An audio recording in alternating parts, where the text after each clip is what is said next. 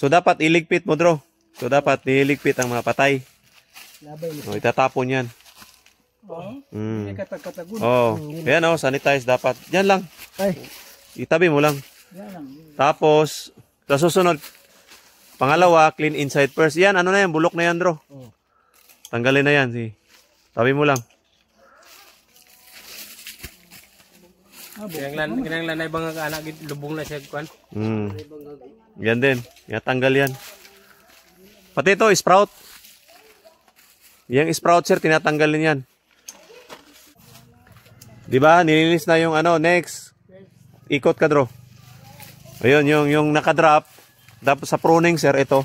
Sa gabal kasi yan eh. Oh, sa gabal yan. Oh, itsa mo lang dyan. Itsa. Yan. Yan, mali. Oh, diba?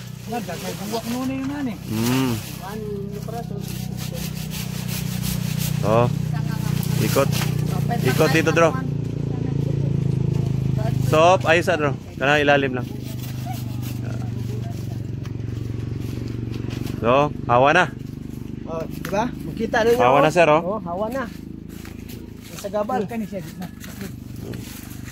Hindi, bawasan mo konti dyan, Dro. Gani sila. Gani. Amunuhan. Formado na. No? Maranay ko lang sa paranir. Nanay skill, pero kuha na lang.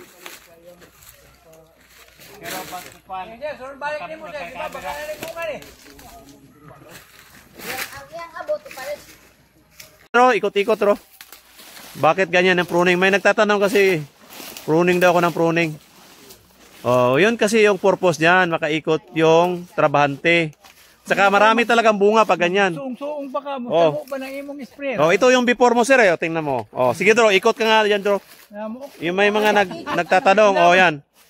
Oh, paano ka makakaikot niyan? Oh, sige. Sige, tas pagi. Oh, sige. Oh, di ba? Oh, yung pruning, mga common sense yan eh, common sense. Oh, hindi yung, di ba? Dapat ano yung dapat talaga na tinatanggal, nakasagabal, yun ang tinatanggal. Kaya ganun yung pruning. Ganito yung pruning niya. Side pruning, top pruning. Diba? Maintenance pruning. Ayun o, diba? Accessible na yan sa mga bulaklak. Tapos yung canopy, sir, nakabase sa sunlight penetration. Pag expose masyado, monocrop, damihan ng canopy. Pag ganito na maraming intercrop, pwede lang slight lang kukunti lang. 'Di ba? Tapos pag abono niyan, lalago siya, dadami yung dahon.